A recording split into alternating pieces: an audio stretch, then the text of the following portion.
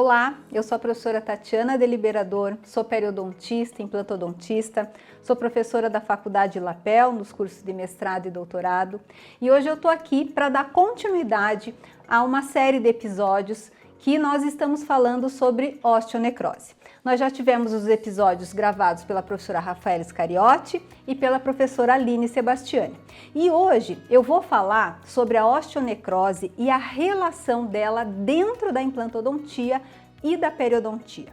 E para começar esse assunto, eu gostaria que vocês tivessem em mente duas situações, ou seja, dois tipos de paciente. O paciente que toma medicação antirreabsortiva para tratar doenças malignas e o paciente que toma essas medicações para tratar doenças não malignas, como por exemplo a osteoporose. Por que eu estou chamando a atenção nisso? Porque você precisa conhecer o seu paciente na anamnese. Se ele fala que toma uma medicação, você tem que saber qual é a medicação e para que ele está tomando essa medicação. Bom, ambos os pacientes, independente se é doença maligna ou não maligna, vão ter o risco de desenvolver osteonecrose? Sim, vão. Mas o paciente que toma essa medicação antirreabsortiva para doenças malignas tem um risco maior, cerca de 5% de chance de desenvolver a osteonecrose dos maxilares. Já o paciente que toma a medicação para o tratamento da osteoporose, por exemplo, tem 0,05% de chance de desenvolver osteonecrose, mas ambos os pacientes têm esse risco. Bom, e a pergunta que fica dentro da implantodontia? Se chega um paciente para mim, lá no meu consultório, ele vem fazer uma reabilitação com implantes dentários e ele fala que toma uma dessas medicações, será que eu posso ou eu não posso fazer o implante nesse paciente? Se o teu paciente falar que toma uma medicação para tratamento de osteoporose para uma doença não maligna, sim, você pode fazer. E essa resposta sim, pode estar sendo surpreendente para muitos de vocês, porque algum tempo atrás, quando o paciente falava que tomava bifosfonato, todo mundo falava, não pode fazer implantes. Mas o Position Paper, publicado agora em 2022, nos posicionou desta forma. Então, nós podemos sim fazer a cirurgia para instalar implantes dentários em pacientes que tomam medicação antirreabsortiva para doenças não malignas, sendo que a mais comum, a que mais aparece nos nossos consultórios, é sim o uso dos bifosfonatos, tá? Agora, se o paciente fala que está fazendo uso de uma medicação para doenças malignas, não, o Position Paper nos posiciona, não, você não deve intervir neste paciente neste momento. Então, isso é muito importante de a gente ter essa visão, essa sabedoria quando fala de osteonecrose versus implantodontia. Mas tem um ponto fundamental. Pode fazer implante? Pode, mas o paciente tem que estar ciente que existe o risco, ele é baixo, mas existe o risco de desenvolver a mironge. Então, por isso, você deve sempre colocar isso no termo de consentimento livre e esclarecido do seu paciente, explicar para ele bem certinho que existe esse risco. Outro risco que existe, é baixo, mas existe, é a perda do implante. Então, pacientes que fazem uso dessa medicação podem perder o implante? Podem. O risco é baixo? É, mas o paciente também tem que ficar ciente desta situação. E se chega um paciente no seu consultório que ele já tem os implantes dentários instalados, será que esse paciente também tem risco de desenvolver osteonecrose dos maxilares? Tem sim, pessoal.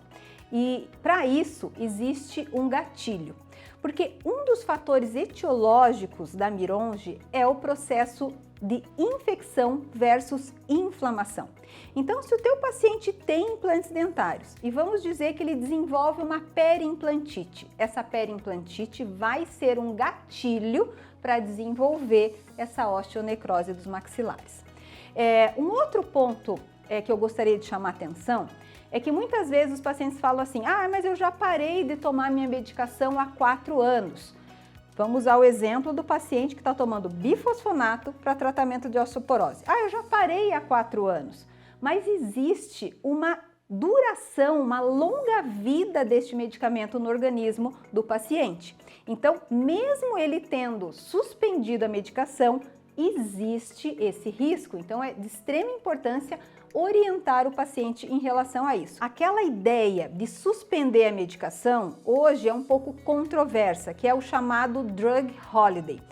Não adianta, às vezes, o paciente suspender a medicação, você fazer a intervenção e depois ele volta a tomar. O risco de desenvolver a osteonecrose também existe, porque o medicamento fica por longos anos no organismo do paciente. E em relação a mironge versus periodontia, já está mais do que comprovado cientificamente, tem vários estudos na literatura de revisão sistemática com meta-análise que mostram que a periodontite é sim um fator de risco para o desenvolvimento da osteonecrose. Por quê?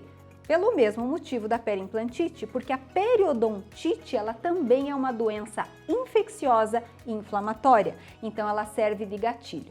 E vocês sabiam que a periodontite ela é uma doença que atinge uma grande parcela da população mundial? Cerca de 743 milhões de pessoas no mundo têm a periodontite.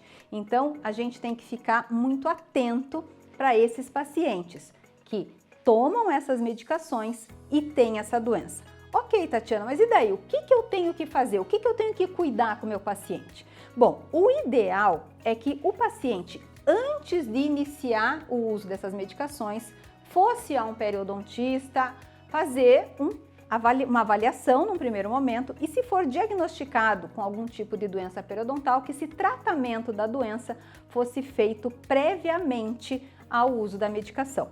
Mas se isso não acontecer, se o paciente já está tomando a medicação, é de fundamental importância que seja feito o tratamento da periodontite e que esse paciente seja orientado em relação ao controle do biofilme, principalmente o controle mecânico. E isso também já está comprovado, que fazer esse tratamento e essa prevenção vão sim diminuir o risco do desenvolvimento da osteonecrose em pacientes com doença periodontal. Um outro ponto é que a doença periodontal é uma das principais causas que levam à extração dos dentes. E a professora Aline já falou isso para vocês, que a extração também é um fator de risco para a osteonecrose. Então, a periodontite é um fator de risco e a extração dentária também é um fator de risco. Eles são fatores de riscos independentes.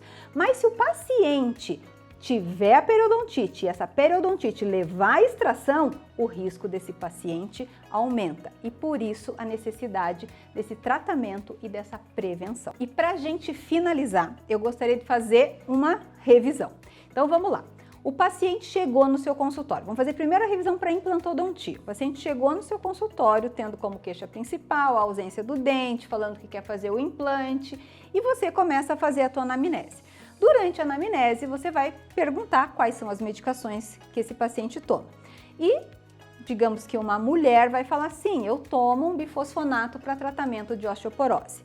Qual que é o próximo passo? Saber qual é o medicamento que esse paciente está tomando. A professora Rafaela já enfatizou isso no episódio dela sobre esses diferentes medicamentos.